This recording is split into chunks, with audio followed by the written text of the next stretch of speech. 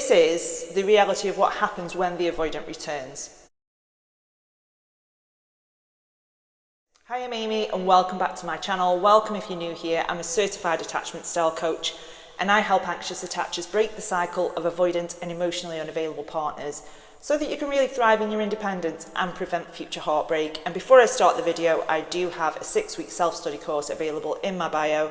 It is the blueprint of the exact steps I took to heal anxious attachment and move more into secure. But let's get on with the video. So I'm going to share with you my own experience and what's happened with clients to give you a really realistic picture of what really happens when the avoidant comes back. So when it is that you've been in no contact, you've done a little bit of work on yourself and randomly your avoidant ex gets in touch. Now, a lot of you out there, myself included, this big Hollywood fantasy of this, reunion where they were going to tell you everything that you wanted to hear and it was going to be so good and they would be healed and they would be so available now. And I'm sorry to burst your bubble, you guys, but this is highly unlikely. It's very unlikely that you're going to get the Hollywood ending that you wished for.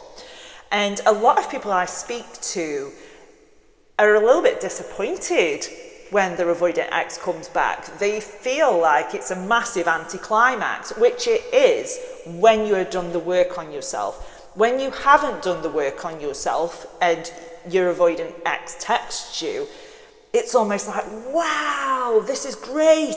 We're going to get back together. And before you know it, you're 2 feet back in, going through the same cycle over and over and over again because you haven't dealt with your own trauma. You've not dealt with your own patterns that are feeding into this pattern.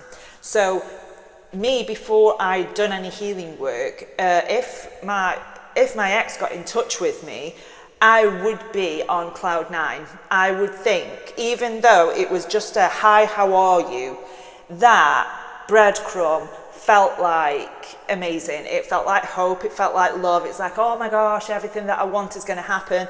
And I would really run away with myself. And ultimately, it would end in disappointment because I had no boundaries, you guys. I didn't have any sort of introspection as to what my part to play in this was. I didn't have any idea about attachment styles at all.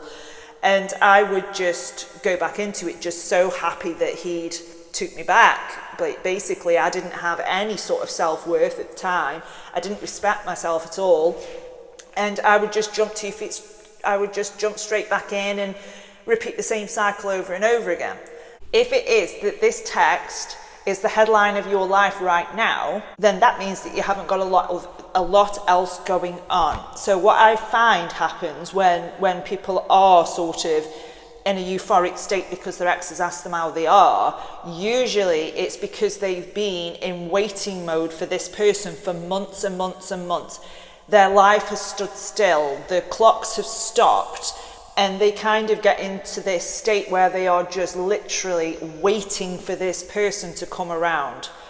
And I've been here, you guys, no judgment at all, where I have literally waited and longed and felt really desperate and needy for this text message, really believing that I would not be happy without this message.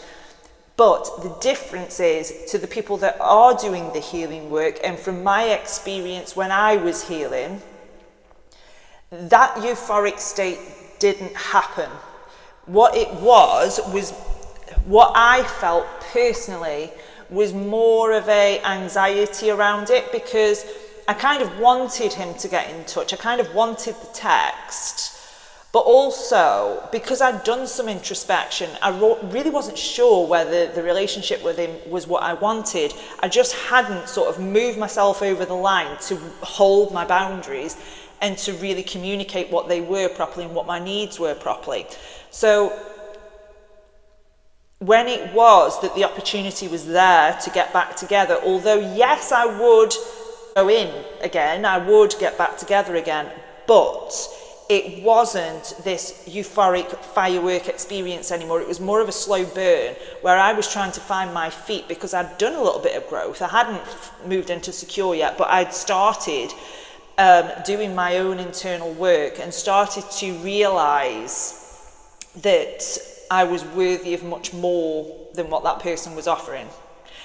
And this is exactly what I find with clients until, you know, they've healed enough and actually they don't give a shit whether their ex contacts them or not, because they're completely present and enjoying their own life as they are. I can tell you guys, it is never ever a case of this person confesses their undying love. It isn't. It's usually a testing the water breadcrumb to see if you're still emotionally open to them. And I want better than that for you guys. I don't want you to feel like you're putting your life on hold for a breadcrumb of attention from somebody.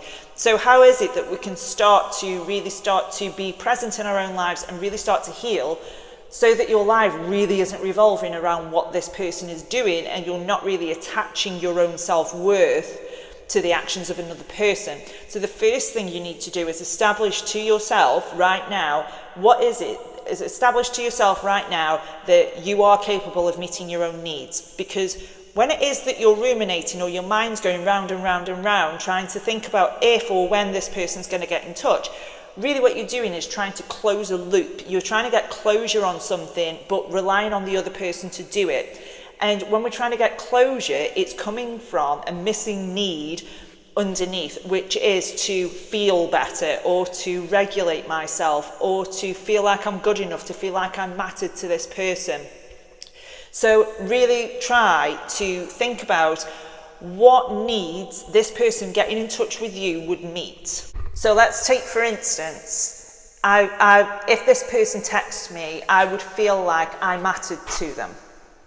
So underneath that is the belief that you don't matter, which consciously you might not agree with. I hope you don't agree with it, but subconsciously there is a belief running in the background that you don't matter and that you need somebody to validate and reflect back to you that you actually matter.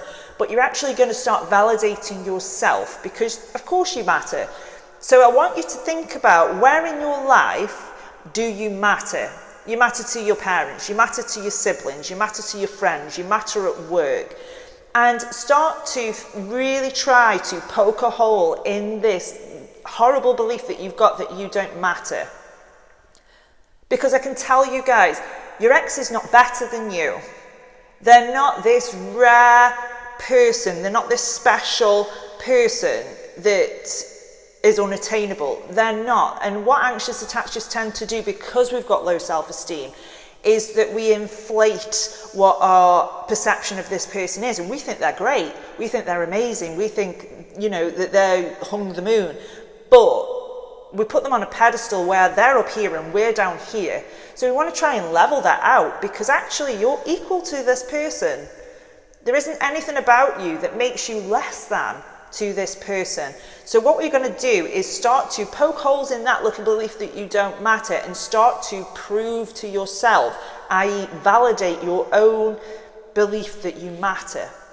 And you're going to do this every time this belief comes up. Every time that feeling of, if he doesn't message me, I don't matter, comes up, I want you to remind yourself of how much you matter to other people.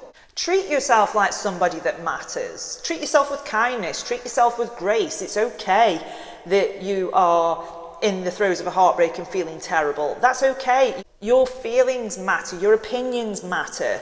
Treat yourself like you matter.